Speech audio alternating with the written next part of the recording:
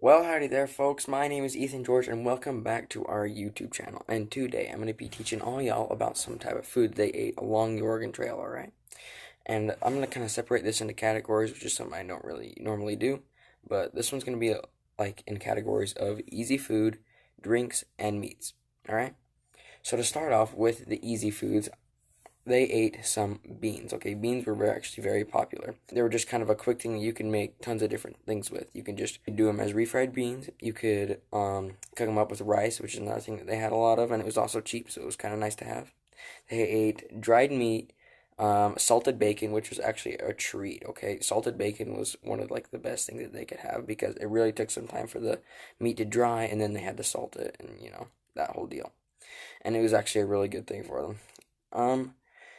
Another thing they ate was hardtack. Okay, if you don't know what hardtack is, it's actually kind of a mixture between just water and flour. It's really nasty. It's like, ugh, it's really nasty. All right, it tastes like my first cookies. Okay, it is bad. All right. They also had some types of like crackers. Okay, and it was just the same thing as crackers as we call today. Um, yeah. So those were just kind of the easy foods that they have. Just from like being able to buy them, and they were easy to buy and easy to come by.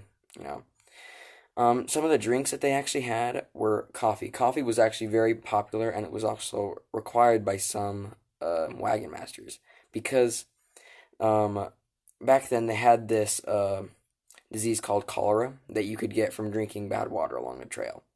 And coffee drinkers actually never got cholera because they boiled their water to get the coffee. Makes sense. And it kind of got rid of all the pollutants and stuff inside the water.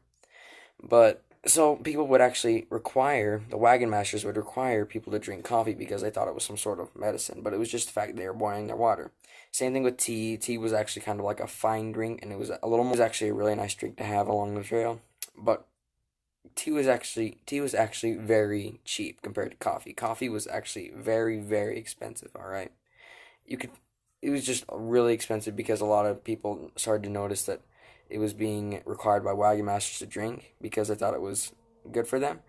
But coffee was actually just very expensive. But some people actually required it because they thought it was the medicine. Like I said, sometimes they were able to bring along like lemons, and they could make like lemonade, or you could pack around your own milk cow so you could get milk from there. And that means you can get like stuff like butter, cheese, stuff like that. So you can have some like dairy products that would be really nice to have. Some of the meats that they actually have along the trail, they had to shoot along the trail. So I'll name off some of the animals that they actually were able to hunt. One of them is called antelope, and they're usually found kind of around the plains area. And they have really nice horns. They're just kind of sharp and bladed. They also had buffalo, which they ate a lot of because it's a really big animal.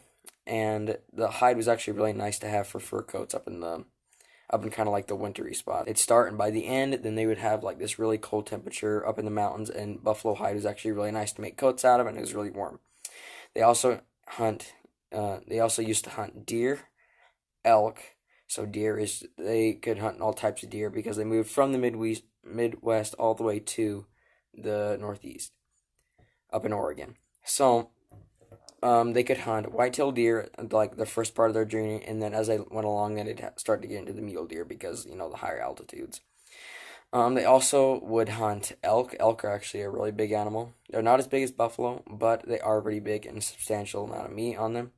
They would hunt rabbits, birds, and also some trout if they were lucky.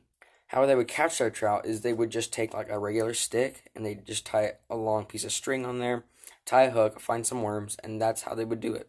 They would just pull it up, and they don't have any reels, fancy stuff, so they can't throw it out there very far.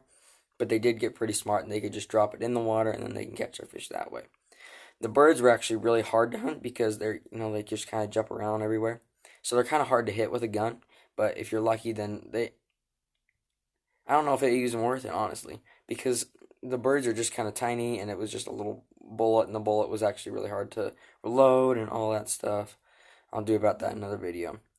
Another one that they actually had a lot of was rabbits, like I just said, and they were really nice to have because you could actually cook them up really fast because they didn't have very much meat on them, so they could cook through really fast, which I did not know before this. But yeah, so thank you all for watching, and has been a little another video about some of the foods they ate along the Oregon Trail. Be sure you guys stay tuned, and I will see you guys next time.